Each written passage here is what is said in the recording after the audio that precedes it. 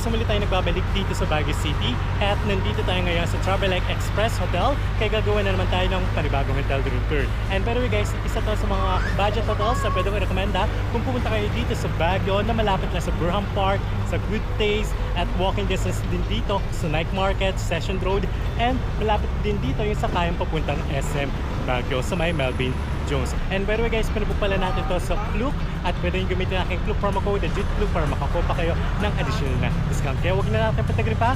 Tara, samahan nyo ako.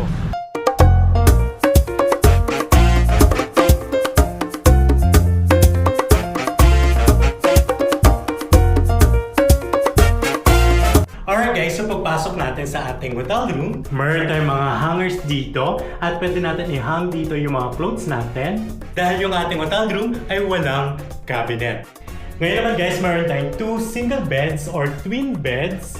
Meron din tayong malaking mirror dito. And dito sa baba, meron tayong center table at dito nakalagay yung kanilang Bible, remote ng aircon and yung kanilang cable TV.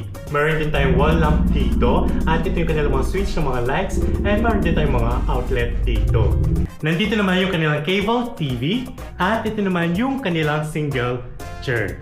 Alright guys, yung ating hotel room dito sa Travelike Express Hotel ay meron tayong ceiling fan and meron din tayong aircon. Pero kung ayaw nyo mag-aircon, meron naman tayong window dito na pwede natin buksan. Pero kung napapansin nyo, medyo naririnig lang natin yung mga dumadaan ng mga motor, mga taxi, especially yung mga jeep. Pero if ever, kung gusto nyong tahimik, pwede na natin isara ito. At kung napapansin nyo, wala natin naririnig na ingay. So, medyo soundproof yung kanilang window. And by the way guys, meron din pala silang foldable table dito. Just in case kung kailangan yung mag-work or mag-laptop, pwede nyo gamitin to. At the same time, pwede nyo rin gawing dining table. Ngayon naman guys, ang papakita ko sa inyo ay yung kanilang toilet and bathroom. Alright guys, so meron tayong mirror dito. And ito yung kanilang lavatory. Meron din tayong dental kit, shampoo and conditioner and bath soap. And meron din tayong rack dito para sa ating bath towel or sa mga clothes natin. And dito banda, ito yung kanilang toilet. And wala silang bidet, kaya meron lang tayo ditong tabo and tissue. Ngayon naman guys, ang papakita ko sa inyo ay yung kanilang shower room. So ito yung kanilang rainfall shower. And of course, nandito tayo ngayon sa Baguio, kaya for sure, meron din silang hot shower. Alright guys, so napakasimple lang ng kanilang bathroom at wala talaga silang bidet kahit sa Travelike Hotel Legarda. Actually, dalawang branch ng Travelike dito sa may Legarda and dito sa Travelike Express. And dito sa Travelike Express, pag sasakay kayo ng elevator, kailangan nyo muna magpa-assist dahil sila lang yung may access sa elevator for security purposes para na monitor din daw nila yung mga pumapasok at lumalabas sa kanilang hotel. Medyo hassle lang dahil di kayo dire-diretso makakasakay ng elevator kung hindi sila magtatap ng kanilang card. And good thing yung ating hotel room ay mayroong malaking window na katulad nito kaya sobrang liwanag talaga. Alright guys, so pinabuk pala natin to sa Klook at pwede nyo gamitin natin Klook promo code na JUTKLOOK para makakuha pa kayo ng additional na discount.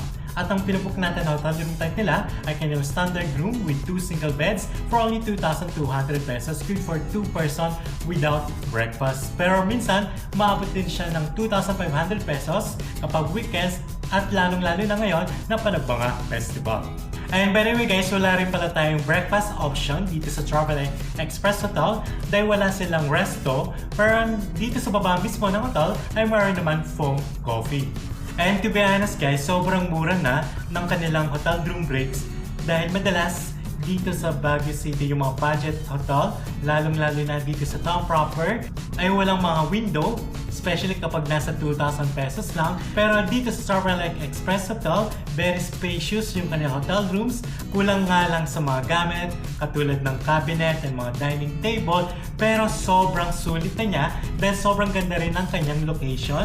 Actually, katapatan lang niya yung Baguio City Hall at konting lakad lang nandito ka na sa may Rizal Port, nakatapat naman ng Rose Garden, sa may Burham Park, at walking distance din dito yung McDonald's at yung Good Taste. At kapag 9 p.m. to 2 a.m., pwede rin kayo pumunta ng night market dahil sobrang lapit lang niya, walking distance lang din talaga, at konting lakad naman papuntang Session Road.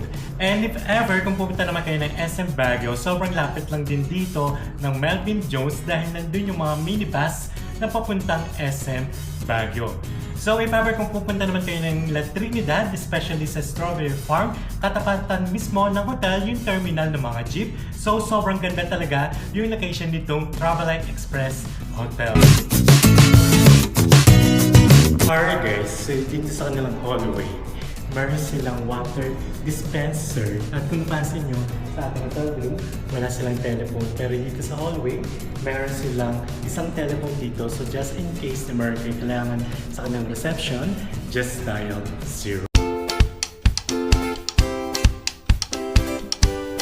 Alright guys, so dito akong tatapusin ang aking hotel room tour dito sa Travelite Express Hotel. And if ever kung naghanap rin kayo ng hotel dito sa Baguio City, check lang sa aking YouTube channel playlist na sobrang dami na nating nagawang hotel room tour. And if ever kung magpapabook kayo sa Klook, huwag nyo kakalimutan na gamitin ang aking Klook promo code JITKLOOK para makakuha pa kayo ng additional na discount. At kung naghanap rin kayo ng hotel sa Boracay, sa Bicol, Bohol, Cebu, Metro Manila, Hong Kong, Macau at marami pang lugar, check lang sa aking YouTube channel playlist na sobrang dami na nating nagawang hotel review. Okay? So thanks for watching.